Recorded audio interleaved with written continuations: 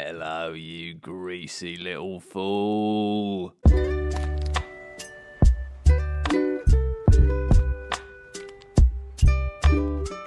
Welcome, you little grimy gremlin. Welcome, you little shit. Thanks for clicking on the video. Welcome to art. This is Art 101. Welcome to it. You're there. You got a front row seat. Welcome. Sit down. Enjoy. I hope you're doing well. I hope you're doing all right. I hope you're making it through. You are the universe happening. And now we'll begin. What is this video? Hey, I've done since my last video, I've done 2 successful live streams. Who knows if I'll do another one? Maybe I will, maybe I won't. There's a different energy with the live streams. There's no editing, there's no cutting. I like the fact that I can just sit down and do something and then it's just all recorded. No editing needed. But at the same time, I feel a weird sense of pressure that I'm performing live. There is a strange sort of like this. A pre-recorded message just feels different because that's kind of what this is. Me pre-recording this for you. And also live streams take a little longer in the sense that I'm doing the art and recording at the same time. So it's like it's real time art making. And I feel like sometimes that I'm still not used to talking when there's people around. It feels I'm like self-conscious about doing this little thing that we call video making. I'm not used to it when people are around, but maybe I'll get used to it. So in the live stream, I did a really good drawing. If you've not seen it, you've missed out. Basically, it was this. It was just a little kind of world-building environmental art thing inspired by the herons that are like outside our flat, and also inspired very clearly by 𝗘𝗫𝗜𝗏𝗧𝗘𝗡𝗏 and stuff. And that was sort of part of like a more fantastical, I guess, environment design, but with the theme of like drawing something and making something, creating something, inventing something, and then shoving graffiti all over it, doing loads of references. And this here in this video is sort of another one. So at the end of the live stream, I started this, and then I thought, I'll finish it in a video. For you, for all the people who don't want to watch 2 hours of just sort of vague silence and awkward performance. This is sort of more, I guess, more of a real one, like a more of based in reality. I've done a series of my blue, you know, the van. I did like a camper van with a blue background, loads of graffiti on it. I was really pleased with that. I like that idea. I keep thinking of things that would be cool to do. I've got one on its way. That I've done as well, a third one, and this is like, I guess, part 2 of that series of images, and I've got more ideas. I like just drawing a vehicle or a thing or a building, then shoving some graffiti references on. It's fun, and that's what this is. This is going to be like a shipping container. It's very simple, and most of this is you watching me color it, and then also like make up graffiti, shove on a bunch of graffiti. Are you going to get all the references? Some are references, some are just totally made up shit that means something to me and means nothing to anyone else. But we'll see. We'll see. Will you get all of them? I don't know how many references there are on this. Will you get all of them? I'm going to look at it. I mean, some are literally just me writing something, just writing the name of something I like. Other times, or a character. And other times it's like me just drawing pictures of stuff. Or 5. There's only 5 or 6 or 7, really tiny one. 7 little references to stuff and things that I like. But anyway, I'm really grateful to everyone that tuned in to my chaotic good radio live stream. I will maybe do it again in the future. I had this idea that maybe Sundays are a good day to live stream. Maybe Sunday evenings, a live stream every Sunday. That's not a promise that this coming Sunday there will be one, but I'm just saying maybe that's something we can start going for. Let me know your thoughts. What do you think about that? In my part-time job, we've got a little art exhibition going on for all the staff there. And this and a few other prints I've printed and are hanging up in the space, and it looks really cool printed and done. You'll at the end, I actually add like a whole background, and I had this idea to add like grass, but I don't do that in the end. But I don't think I filmed the finalizing of this. You see most of it in this video, but at the end, wait until the end, and then you'll see it magically. There'll be like a big background and stuff, and maybe a bit of texture. As usual, a lot of just serendipity, seeing what works. I think I did like a block black background, but because I had an overlay of like orange, it like made a weird kind of browny purpley color that on the screen as well looks particularly like, there's those sort of shades of black that are like, they look like 3D space, like you can kind of see the atmosphere, if that makes sense. And it came out really well in the print, but not quite the same, just that in the screen it just like looks deep. As in like literally. And then I've got a bunch of Poscas. I've got a bunch of Posca pens. I had this idea of it would be good if I could just sort of make actual kind of graffiti art in my sketchbook, hand-drawn stuff to scan in. If I'm already scanning in the line work with my art, you know, it would be good. And then I normally just like digitally make up graffiti. It is an easy way to do it, but maybe it would add a bit of something if I make some sort of like Posca like tags and stuff and do that. So the focal point, the main graffiti on this is just that nice little mantra, "You are the universe happening," that I enjoy. I didn't create it. I think it's just a nice phrase. It's a good reminder. It's a good reminder to yourself that that's what you are. Everything is sort of this one thing happening. I've said it many, many times here. And it's a good reminder to get yourself out of your head, out of your little ego chamber, out of your little zone of worry and narrativizing your life, saying, poor little me, what am I going to do? Good reminder. And I've also thought it would make a really good sticker. So like, we've got this image, we've got this container, we've got this graffiti, but the little "You are the universe happening" thing, I thought that would be really cool to get done as a sticker, because potentially, don't want to jinx it, might be doing a little zine fair thing at some point in the near future. It's not confirmed. Maybe they don't want me. It could well not happen. I still might get these stickers anyway. But anyway, I've been thinking of like prints to get done or like stickers to get done potentially to sell. And it would be cool to get this done as a sticker. A little glossy sticker.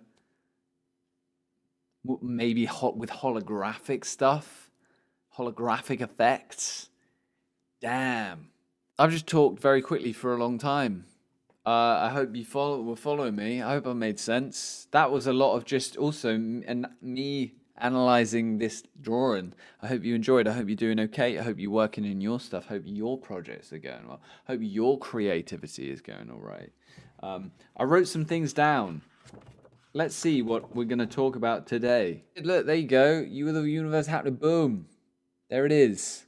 And then scan that in, bosh. One thing that, just to go back to art, I think it came out twice. I think two separate people said the same thing during the live stream. And they said, are you okay working on a white background? Like in the live stream, I've sort of had this environment thing and I knew I just wanted blank background. I was just working on the objects and the foreground and the things. And it's kind of like the monkey head is like in water, and I thought it'd be quite cool if the water was just not there, not drawn, it was just blank, so it looks like the water is the blank page, if that makes sense. I don't think I answered it during the stream, but I think for me it just depends on what I'm setting out to do. Often, if it is a character design or a very specific environment design, like one of these objects, if it's like a vehicle, this shipping container, something where the vision I've got in my head is just this object, there is no background, I am 100% fine just going in. You know, I block out, you'll see in this, as I usually do in most of my stuff, I'll block out the shape, you know, I'll do the main shape, and I suppose that has a color, and I'm working on that. But I don't care about the, you know, The white space doesn't affect me when I know what I'm doing when I'm going in. When I'm like when I paint landscapes, draw landscapes, even pixel art stuff, I will, if it's a digital drawing or whatever, I do normally, I whack down like a base color, a mid-tone or whatever, something that's going to go in the background, or something that I know I'm going to cover up entirely, but just to get some color down. You're right, and I guess that's what people were sort of asking. If it's a landscape, if it's a thing, a painting, I definitely do that. But I just found it interesting that quite a few people were curious, but yeah, when it's a very, I don't know what the right word is, but when it's not a scene, it's just an object, a thing, or a character.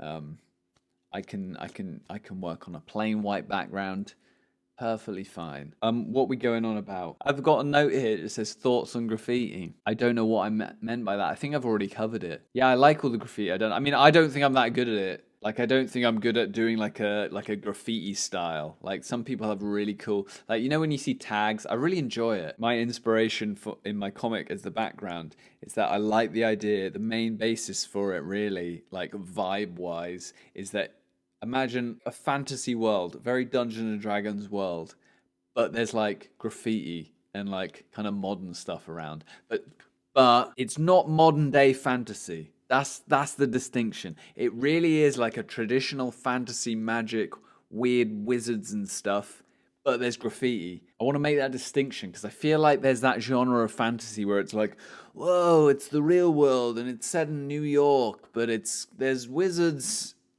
and it's a bit like, I'm sure there's some good stories out there. The graffiti, I just, yeah, it's a running theme. I like the idea of like, I like making it up. I think it looks cool. It instantly adds depth to the background it makes it feel more like a world. Like, it is one of the most, obviously there's all those classic funny like generic tropes in graffiti in post-apocalyptic stories and movies and shows and stuff where it's just like, I don't know, like help is written in big letters on the wall and stuff. But I think having fun with it though and making it like weird and wacky, shoving graffiti on things that maybe wouldn't have graffiti on normally, I just think it instantly adds world building. It's like I think it's a good way of doing it. Where was I going with that? You are the universe happening. You are the universe happening. Yes, that's what I wanted to talk about. Let's get philosophical. Let's get hippie for a second. Change gears, switch gears. Look at this guy thinking he knows it all. Look at him talking about his human experience. What a fucking, how dare he? How dare he make up some shit and say some words? Christ. You are the universe happening. That's cool. That's a nice little phrase. But what does it mean? Well, other than the very obvious scientific fact that you are the universe happening, and that it's a good, healthy reminder for you to get like what I said already, I think what actually I like about it is that it brings into question, and this is just something I've been thinking about recently, that I don't think I haven't worded it yet. Maybe I did in a video many, many moons ago. The problem of storifying your life.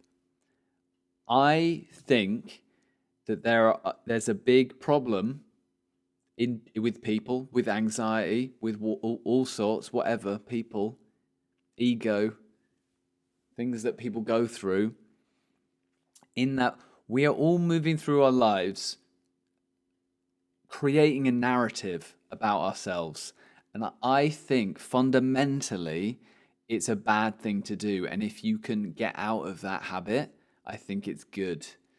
It kind of just goes back to one of these previous videos where I was saying you're not here to accomplish stuff. You're not here to just do stuff. You just exist, and the existing is the important part.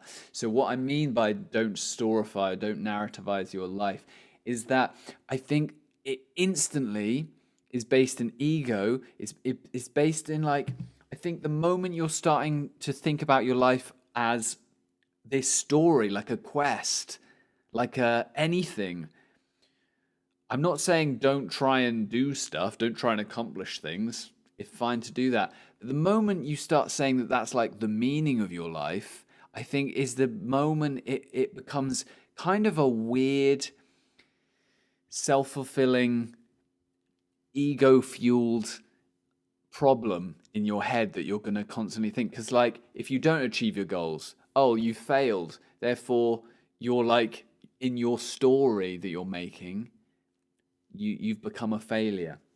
I don't think I'm explaining this correctly, because I think the crux of the point I'm trying to get to is the narrativization. It's inbuilt in us to create stories. The reality of politics, crime, society, things that you notice, you tell yourself this story that, oh, that person does that thing because they're this way, and that's the story of that. They're a criminal for doing this, and I'm a good person, and that's part of my story of my life, is that they're doing that and I'm doing this. And you're just building this weird sort of thing that doesn't matter. Like the story is irrelevant, but you're saying that your life is that story, and it's not anything. There is not like a thing that you can pinpoint down and say, this is the story of my life and it means this. Does that make... Even all your thoughts and opinions on what is good and bad, subjective things, subjective views, become part of your story that you're creating. Like, you're saying, subjectively, I don't like this, and that person does. And so therefore, you like judgments, opinions, all that becomes this weird, multi-layered thing that you're like pinning your life on, that, you know, it means something. And I just think we have it inbuilt in us to see things, I guess because we're experiencing time. We can see before, during, and after things. We're just obsessed with the story of the events as they play out. And I think it only fuels the ego of it, rather than the thing beyond that, which is written on this graffiti on this shipping container. That your view and your story and its many facets and differences that make it different to another person's story is all part of the same one thing. Boom. We made it. That word salad that you heard has finished. I think I got to the end. All that was to say is that I think it's like a habit that you maybe need to start noticing you doing. You know, they're not just opinions. They're sort of a kind of a narrative that is played out in what you do and say, rather than just being like, I like this thing, or like, I think that is bad. It actually plays out in like a weird meta, bigger level. And that the alternative is, there is no alternative. I'm not saying, like, you know, you have a goal, you want to achieve a thing, you want to write a book, you call yourself a writer. That's the narrative there. You've created this story where I'm a struggling writer, or an artist, or I want to be a baker. I'm a struggling... Why do we hear about the struggling bakers more often, man? That as soon as you've done that, you've turned it into this sort of this story of like success and failure, and it's like, that just doesn't help. I mean, am I literally saying the Yoda thing, do or do not, there is no try? Maybe that's relevant. Let's chuck that in there. You're a human being. The universe happening, and you're doing things. That's all. That's the narrative there. Full stop, narrative, story done. That's the end. Make some graffiti, draw some things, post it on the internet, say some absolute garbage, and then just move on to the next one. Switching gears. I actually got a book by I haven't read it yet. Don't know what it's really about. It looked cool though. and I vaguely know the person. The Creative Act, A Way of Being by Rick Rubin. I think it just came out, but I got it half price from where I work. I feel like I'm just gonna I'm gonna throw it out there, having not read the book, that I feel like it's relevant to what I just said. I completed Season, I completed Elden Ring, I completed Sable. I'm now playing Stray, the little cute post-apocalyptic sci-fi cat game where you play as a little cat in a world of robots because humans are gone. Very cute, very cool, lots of graffiti on the walls. World building. Done. I'm also playing Fire Emblem Engage. It's really hard. I would say it's harder than Three Houses. I think they throw you in there quicker, so the difficulty curve is like steeper at the start. That's your gaming updates. I'm going to leave you now. I'm going to go. You can carry on your internet browsing. I'm incredibly hyped for Baldur's Gate 3. Just so you know, I've got a really cool video series idea of videos. I used to do Inktober, I do characters, then I did my own one that was Ponchotober. I haven't done that in a while, but I just had this idea that I might design a character for each of the Dungeons & Dragons classes. That's coming your way. Art is coming at you. I kind of watch IGN sometimes and other YouTubers and things. And you know what they always say? That they say you're in the right place. Well, this is the wrong place. You need to run from here. You need to go. You need to escape. This is nothing. I'm wasting my time. You're wasting time. We're all wasting the time. Do whatever you want, but whatever it is, don't do this. Go from here. Thank you, though.